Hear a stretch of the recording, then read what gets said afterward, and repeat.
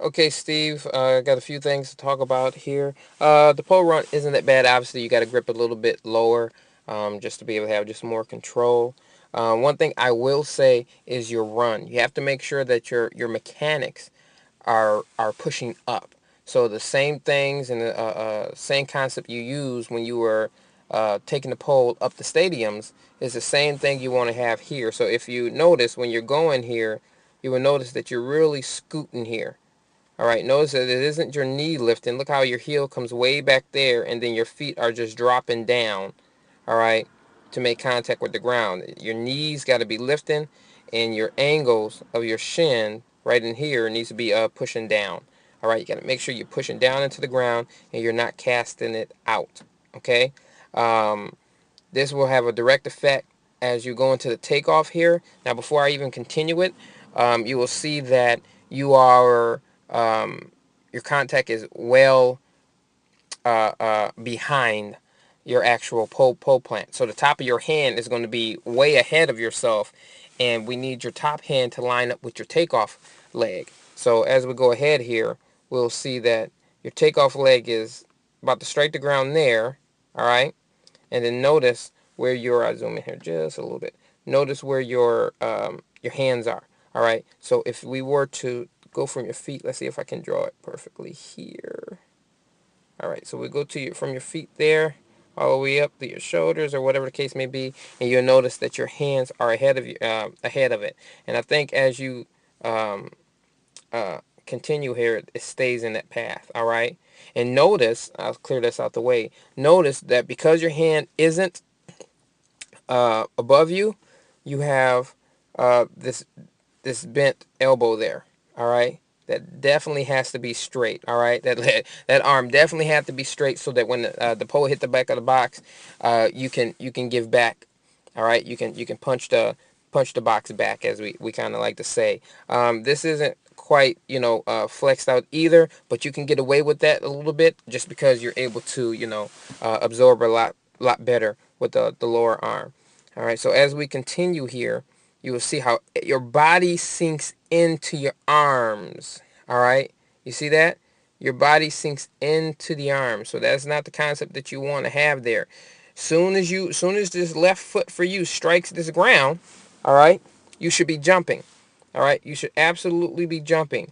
And you're not jumping up more than you're jumping into the pole. All right, you're really jumping into the pole because, and I'll take a look at this contact here again. When you're getting ready to jump here, one, if you're jumping correctly and you have the correct shin angles, this here uh, uh, uh, ankle, that angle right there should be lined up perfectly with that knee right there. All right. So I'm going to go ahead a little bit forward so you can see what I'm talking about. So that when you get into this position, let me go back a little bit more. So it should be here. Now you're already starting to leave the ground. So that ankle needed to be there. All right. So that instead of your knee having this outward motion, they would have an upward motion. All right. That's what you want coming into here. So that's how you know you really taking all that energy you just came, or for in this case, kind of a short approach, but you're still taking that momentum you built and you're transferring into a vertical force. All right. So that's one thing. So really watch how you sink in here, and now everything is kind of lost. All right. Now you did get into yourself into a good position. All right. If we correct everything here, so if you think about it right here, all right. Your running mechanics too, let me say this too. Your running mechanics is going to put your feet exactly where you want to go on takeoff. So you have to have faith in your run. All right. Right now you're not really running more than you're probably thinking about the plant and the takeoff and everything else. So concentrate on the run. It all starts with the approach to set everything up, especially from a rhythm standpoint and a positional standpoint. So when you come in here, if we can get these arms to be in the proper sort of extension that we want them, all right. If we get your arms in that sort of extension right there, let me see if I can zoom out without creating another mark. All right, I did so. What will happen, all right, now remember, this the top hand is going to have to absorb the blow of the pole hitting the back of the box, all right? Immediately when it hits the back of the box, you have to move the pole up and towards the bungee or the pole. All right. This will give the bend you need to do and everything else. Now remember, on the ground, you're jumping. All right. Down here on the ground, only thing you're concentrating on is taking all that energy that you just put in the ground and going straight up into the air. All right. And once that happens, the pole will bend the way you need it to bend, and the speed will allow you to carry it into the pole. And all you're really concentrated on, and I'm going to zoom into this baby right here. All you're concentrated on is this baby right here, the top arm. All right. Or the top hand, I should say. And that top hand will continue to move up again and towards the bar. All right. So right here, you notice your hands went up and they're just staying there. And now as you're trying to pike, now you try to move them. All right. Now you try to move them, but you can never get into a triangle position because of the delay at the beginning.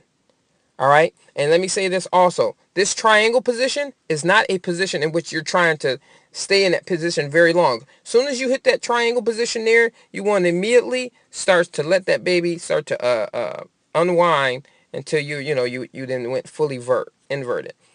All right. So first week and everything, so we have some things we'll iron out here, but I think that as you start to pinpoint, look at all the other each other's jumps, this stuff will start to be more clear for you. So I'll play it just a little bit here, I'll in fast motion and slow motion for you, so you can just see a little bit what we're talking about, and watch what the pole is doing here. All right. So anyway, playing slow-mo, fully through, and I just want you to watch the pole. Watch what happens with the pole when it hits that ground. All right. Good. So again, coming through here, you want that pole to be able to move up vertically. It should not start to bend here. All right. Now it's stalled out. If you notice that, if you notice your pole stalls and stop moving right in here. So we need that pole to continue, top hand to continue to push that pole to the top of the bar.